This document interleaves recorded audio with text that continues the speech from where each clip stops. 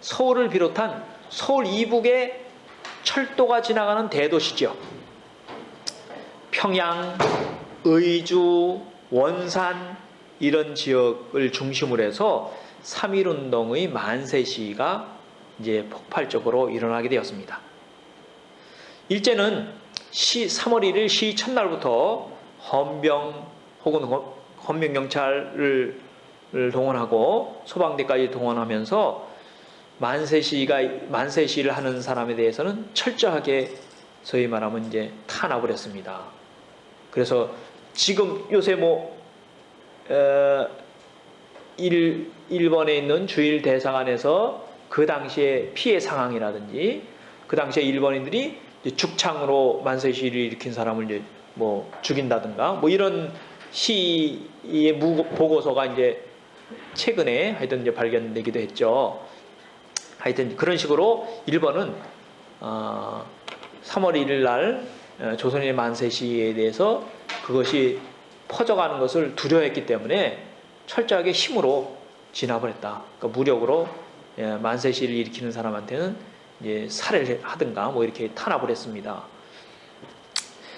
그래서 3월 상순에는 주로 여기 평안도, 황해도, 서울 이북 지방이죠.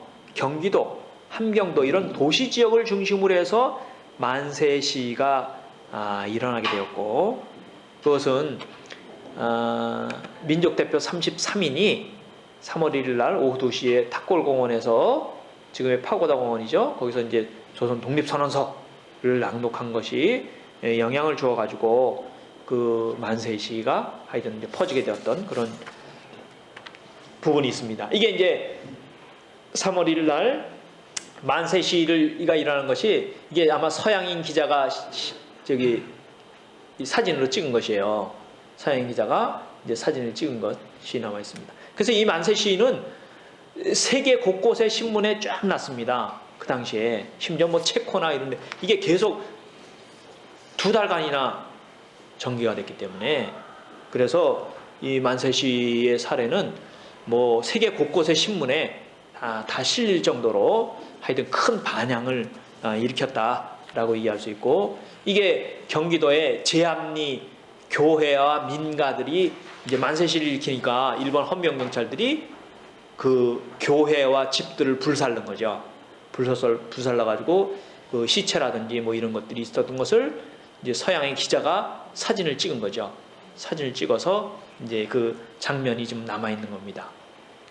하여튼 그래서 조선인들이 만세 시위를 일으키고 그것이 퍼져가는 것을 일본 사람들이 얼마나 이제 두려워했는가 하는 것을 이제 알 수 있죠. 그래서 이때 예를 들면 유관순, 그 당시 17살 난 유관순이도 하여튼 우리는 유관순 열사라고 하는데, 17살 난 여학생도 만세 시위를 부르다가 결국 체포되어 가지고 감옥에서 고문받다가 죽게 되죠. 하여튼 이제 그런 일도 있었습니다. 두 번째 단계는 이제 3월 중순 이후에 3.1운동이 전국적으로 확대되어 오는 과정이었어요. 이때는 조선의 평민들이 적극적으로 3.1운동에 이제 참여하게 되고, 그래서 3월 중순 이후에는 공간적으로 급속하게 확대되어 갔습니다. 3월 상순에는 주로 서울 이북의 지방, 이북에 철도가 지나가는 대도시 지역을 중심으로 해서 교통이 편리한 지역에서 주로 발생했지만은 3월 중순 이후에는 이 당시에 이제 중남부 지방 뿐만 아니라 3월 말 이후에는 면단위 이하, 심지어는 산간 벽촌에 이르기까지 독립만세의 함성이 메아리쳐 나갔다. 그래서 이 당시에 3.1운동의 공간적 확산과 더불어서 창가 계층의 폭도 굉장히 넓어지게 되었다라고 얘기를 할 수 있습니다.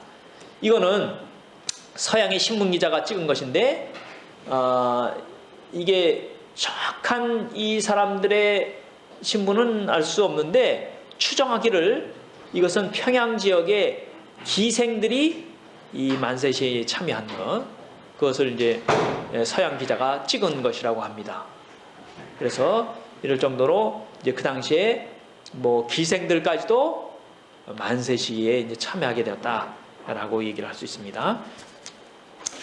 그래서 이 시기에 이제 3월 중순 이후에 2단계 이후에 3.1운동의 특징은 이제 특징을 살펴보면은 첫째는 계급 계층 간에 혹은 즉 뭐 양반이든 평민이든 혹은 아까 얘기했던 기생이든 이런 측면 혹은 종교단체들 간에 혹은 기독교, 불교, 그다음에 천주교 이런 이제 단체들 간에 연대투쟁이 활발하게 전개되었다 라고 얘기할 수 있고, 둘째는 시위 자체가 굉장히 조직화 그다음에 지속화 현상이 두드러지게 되었다 라고 얘기할 수 있습니다.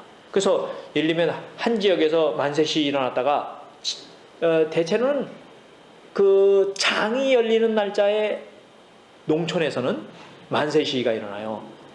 즉 5.1장이 일어날 때 주위의 민들이 다 이제 장을 보러 물건을 사러 장시에 모이니까 그때 기하로 해서 누가 만세 시위를 이제 주창을 하면은 다 만세 시위에 이제 참여하고 이런 형태를 띠게 되었어요.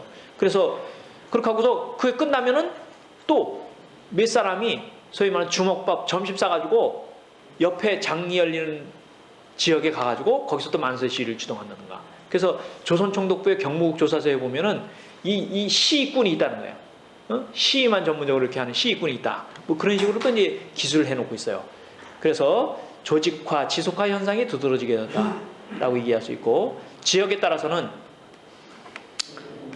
또 비밀 결사. 그래서 이 3월 중순 이후에 3.1운동이 전국적으로 이제 확대가 되게 되었고, 그래서 첫째는 그 특징이 3.1운동의 양상이 계급 계층 간에 즉 양반이든 평민이든 혹은 준천민에 속했던 그 당시에 이제 그런 사람들도 같이 참여하게 되었고, 또 종교단체 간의 연대투쟁이 굉장히 활발하게 되었고, 두 번째는 시위 자체가 조직화, 지속화 현상이 두드러지면서 이 3월 중순 이후부터 전국적으로 확산되면서 4월 달까지 이렇게 전개가 되었고, 4월 상순이 가장 하여튼 피크를 이뤘던 그런 이제 시기였습니다. 그럴 정도로 이 3.1 만세 시위를 주동해가는 그런 이제 하여튼 그런 결사체들도 있었다라고 얘기할 수 있고요. 셋째는 소규모 지역 단위의 고립 분산성을 극복해서 생활권을 중심으로 해서 지역별의 연대 투쟁을 모색해갔고, 그래서 리 단위 시위에서 리가 연대하는, 또 면 단위 시대에서 면끼리 연대하는 이제 그런 형태로 시위가 확대되게 되었다라고 얘기할 수 있습니다. 이것은 일본의 경북 조사서예요. 나중에 이제 3.1운동이 끝나고 나서 3.1운동이 일어날 때 각 지역의 헌병경찰들이 그 지역에서 일어났던 특징을 그 경북 본부에 보고합니다. 보고하는데 그 보고서에 보면 이렇게 되어 있습니다. 이 3.1운동에 참여했던 이 시민들의 의식이 어땠느냐 하면은, 그들은 이민들은 생활상 만족한 욕망을 얻지 못하여서 개벽일신할 시대를 기다리는 까닭에 그들이 그러니까 새로운 시대를 추구한다는 거예요. 그래서 만세 시위에 참여하게 된다. 또한 그렇기 때문에 시위를 권유하면은 내동하지 않을 자가 없을 정도였다. 그러니까 거기에 참여하지 않을, 거기에 휩쓸려 가지고 움직이지 않을 자가 없을 정도였다. 그래서 민중은 이제 3월 중순 이후에 가면은 일제의 무자비한 탄압에 맞서서 처음부터 강경하게 싸워나가는 그런 형태를 띠게 되었고, 그래서 경찰서나 주재소나 이런 데를 이제 습격해가지고 이제 불태운다든가 뭐 이런 식의 형태로 3월 중순 이후 단계에 와서는 처음에 3월 상순이나 3월 중순까지는 이제 만세시, 평화로운 만세시를 이렇게 부르다가 한편으로는 일본의 철저한 진압, 일본에 이제 만세시 이렇게 하면 일본이 살해를 한다든가 이렇게 하니까 그거에 또 대응과 또 그렇게 하면서 우리 더 이상 못 살겠다. 그리고 새로운 시대, 일제의 식민 통치를 받기 싫다.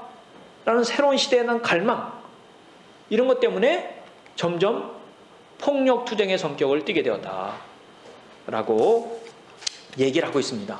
그래서 민중은 민족적, 계급적 모순의 격화에 따라서 점차 사회 변혁을 갈망하는 그런 형태를 띠게 되었다라고 얘기할 수 있습니다. 그래서 일본 경무국 조사서에 보면은 3월 상순에는 3월 1일부터 3월 10일까지는 총 183회가 시위가 일어났는데 그 중에 22%만이 폭력투쟁이었다는 거예요. 그런데 이제 10일 간격으로 이들의 통계에 보면 4월 상순에는 총 292회의 만세 시위가 열렸는데 그 중에 47%가 폭력투쟁이었다. 이렇게 이제 그러니까 반 정도가 이제 단순한 만세 시위가 아니고 이제 서로 무력 충돌이 일어나는, 그래서 뭐 주재소를 습격한다든가 이런 형태를 이제 취하게 되었다라고 얘기를 할 수 있습니다.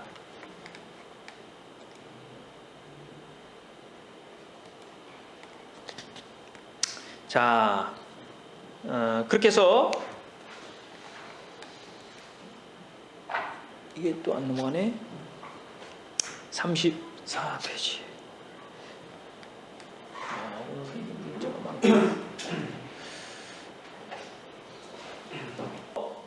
대부분의 시가 이제 4월 상순 이후에 가면서는, 그러니까 3월 하순 이후에 가서는 무력적인 어떤 시위가 더 증가하게 되었다라고 얘기할 수 있습니다. 그래서 대부분의 시위가 이렇게 폭력투쟁으로 전화하게 된 계기는 물론 현상적으로 볼 때는 일제의 무력적인 탄압이 그것을 촉발시키는 어떤 계기가 되긴 하지만은, 그러나 폭력투쟁의 본질적인 계기는 3.1운동 이전에 일본 제국주의가 조선을 지배하는 형식에 있어서 무단 통치를 행하게 되고, 그래서 10년 동안 그런 무단 통치 경험을 이뤘던 조선인들이 더 이상 그것을 그대로 받아들일 수 없다라는 그런 인식이 축적이 되면서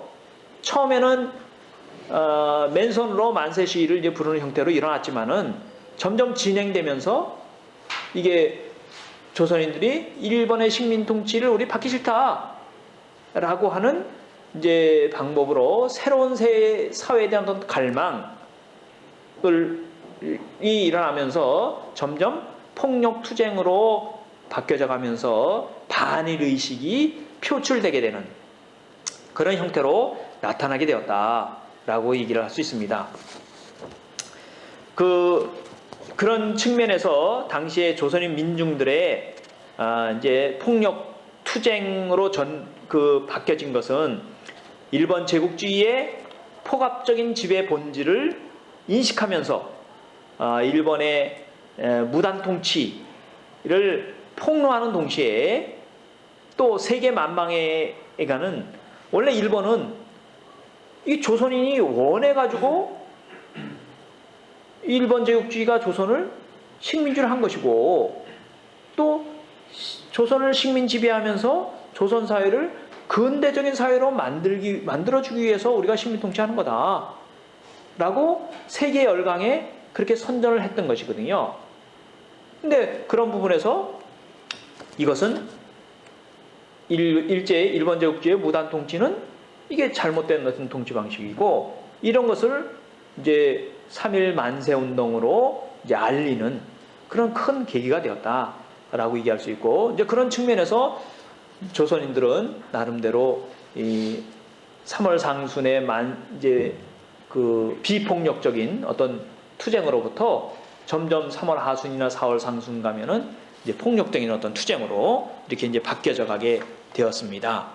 그런 측면에서, 그래서 일본 경무국 조사서에 보면은 그 당시 조선인 인구가 2천만 명이었는데요. 그 중에 만세 시위에 참여한 사람들이 200만 명이 넘었다는 겁니다. 200만 명이 넘어서, 즉 전 인구의 10분의 1 이상이 이제 참여했던 것이고, 조선 경무국 조사서의 그 보고에 의하면은 당시에 만세 시위에서 이제 살해된 사람이 한 8,000명 정도 됐고, 검거된 사람이 한 5,000명 정도 됐고, 한 16,000명 정도가 부상당했다. 뭐 그렇게 얘기하고 있습니다. 오늘은 시간 관계상 일단 여기까지 하도록 하겠습니다. 나머지 부분